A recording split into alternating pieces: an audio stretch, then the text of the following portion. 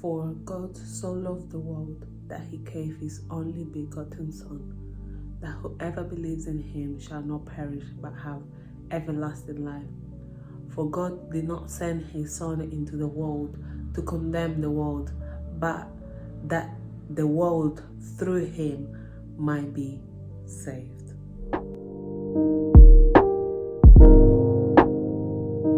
Hello guys, welcome back to my channel. The past week, during bedtime with my daughter, we've been reading the Bible. Like, she has a kids Bible, and we've been reading the stories from the Bible from Genesis all the way to when Jesus died and when Jesus said that he's coming back.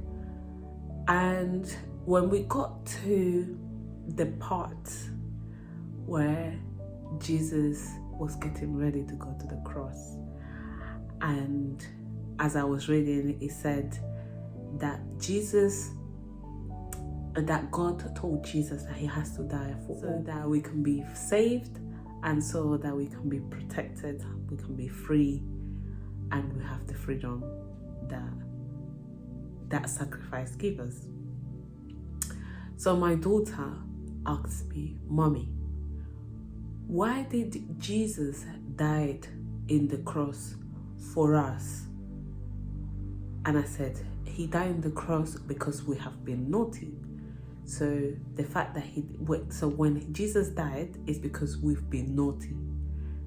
He died to make us be good people again, and so we can behave and be good people. That's what I said to her in a way that she can understand. And she's like, "But mommy, that is not right, because if Jesus died in the cross so all the bad things go away and we stop being naughty, why does there still people in the world that are being naughty, and why does there still people doing bad things?"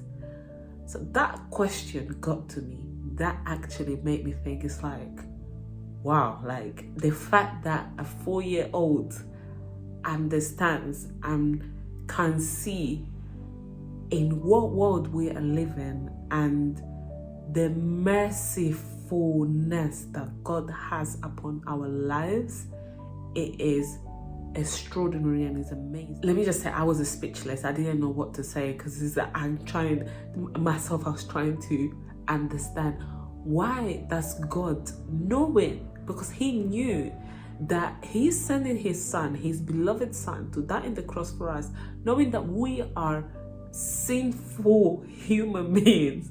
We are sinful, regardless of us knowing that we have been saved, regardless of us knowing that Jesus has died on the cross for us to be saved, 1, for us to have freedom, 2, for us to have access directly to the Father, 3,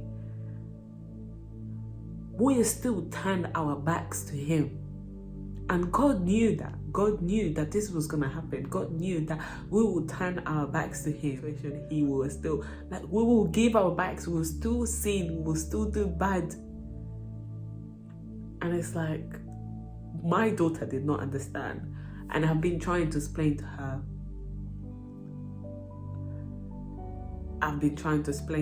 The kind of God that we serve, the kind of God that we believe in, and why he is so merciful, why he's so amazing. It's like God is just, I don't have words to describe how amazing and merciful God is. He's just extraordinary. Like, us as humans, we can't forgive people when they do us wrong. We literally can't. There is so many people out there that there's somebody that does you wrong, somebody says something about you that you don't like, and you are not able to forgive them for that. But yet, our beloved Father, our God that is in the heavens, watching over us day and night, that is providing for us as a Jireh. He's providing for us. He's our protector. The one that puts the food on the table for your family, the one that has provided you with a job, the one that has provided you with your finances so you can get dressed and look the way you look, the one that has picked you up from your darkest, that has taken you from the worst places, that has probably saved you from dying how many times, has forgiven us every single time we sin. All sins have the same worth in the eye of Jesus. You saying a little lie, small lie, like this is small, has the same weight as you killing somebody, as you fornicating. Every day we're gonna do this. He knows, because he knows what's gonna happen tomorrow. We don't know what's gonna happen tomorrow. I don't know if I'm recording this video today, 4th of July. I don't know if tomorrow I'm gonna be here to be able to post them or to be able to even watch it. I don't know if tomorrow I'm gonna be in the presence of God. I don't know, but he's the one that knows. He is the one that knows. So he knows that tomorrow I might sin. He knows that. But yet he has been so merciful, loving. He has been so amazing. And to be honest, I have countless testimonies that I could share with you guys of the amazing God that I serve and the glory of God in my life and all the blessings and his hand and his protection, everything he has done in my life, in my family's life. I have plenty testimonies, my experience, and talking for what I've been through and how believing and trusting in God and having a relationship that every day is a challenge. Listen, being a Christian is not easy. Every day is a challenge. It is difficult. It's actually so difficult to be a Christian. It's not easy because there is temptations. The devil is always alert to make us fall. God is waiting for us. God is there. He's very alert to every step that we take to make sure that there's no obstacles, that there is no restrictions, that there is no closed doors. He is there alert to give us the easy access because he loves us, because he's our loving Father. And that's the whole point of the sacrifice on the cross. And that's what I've been trying to explain to my daughter, that's the whole point of the sacrifice on the cross. He died knowing that we are going to do bad things, but he still loves us. And the example I gave, how you're a good girl and you do naughty things, and you see how I'm your mommy and I love you so much.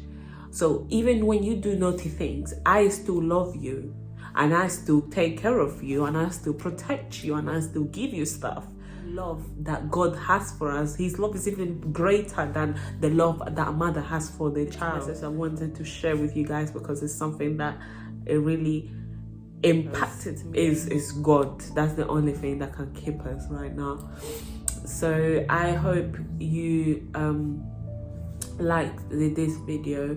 I hoped it inspires you or it encourages you relationship with Jesus to go back to the Father, because he's the only resource. He's the only thing we have in these hard times that we're going through. And opens your eyes and shakes with your spirit the same way it shook my spirit and made me to come to the realization that we shouldn't take God for granted.